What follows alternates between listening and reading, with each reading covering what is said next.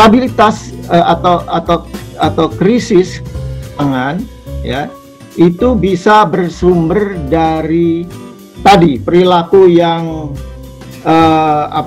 yang bombas ya pada saat ekonomi sedang baik gitu ya, orang terlalu optimis gitu ya, mencari kemudian lending berlebihan gitu ya, kemudian juga harga aset kemudian naik dan seterusnya, yang pada akhirnya adalah jaminan rumah yang harganya meningkat itu bisa digunakan jaminan untuk pinjam kredit dari bank, sehingga juga akan mendorong bank untuk royal memberikan pinjaman kepada individu maupun kepada perusahaan. Nah, ini juga ditambah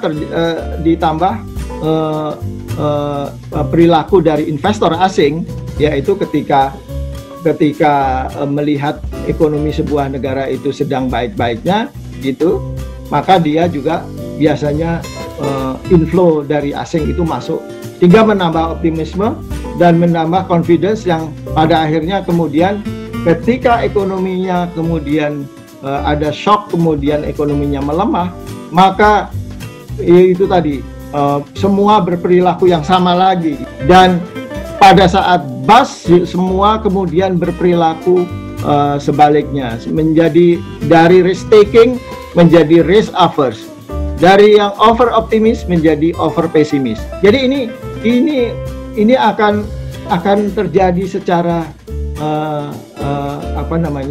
over time gitu, sehingga ini yang menyebabkan fluktuasi yang berlebihan di sektor keuangan ya, yang pada akhirnya menjadi bombas di dalam perekonomian makro.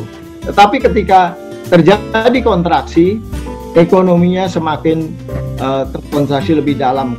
Nah, inilah yang perlu respon kebijakannya, kebijakan yang sifatnya counter cyclical. Kebijakan makroprudensial itu sifatnya counter cyclical ya, counter cyclical untuk mengurangi boom dan bust di dalam perekonomian ya.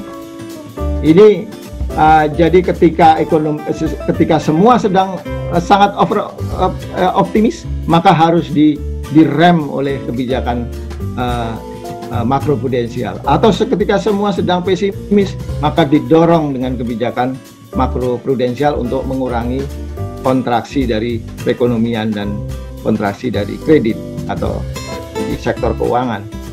Itu sebabnya kebijakan makropru tadi berhubungan erat atau dimensinya kita sebut dengan counter cyclical.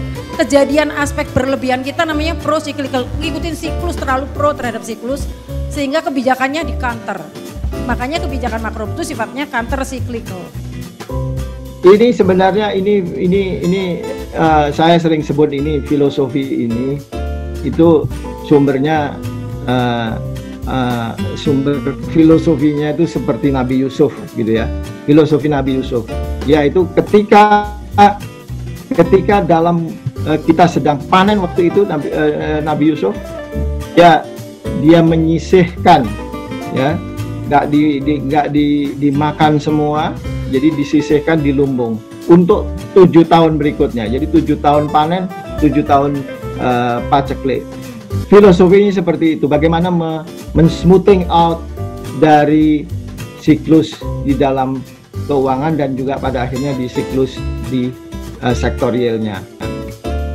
Nah, yang aspek kedua yang menjadi source atau sumber dari instabilitas sistem keuangan atau krisis keuangan itu ada yang disebut dengan dari sisi cross sectionnya itu ketika satu institusi jatuh atau failure bisa merambat kepada institusi yang lain. Kalau bank itu adalah bank besar, kita juga pernah mengalami tahun 97-98 ketika terjadi krisis Asia ya.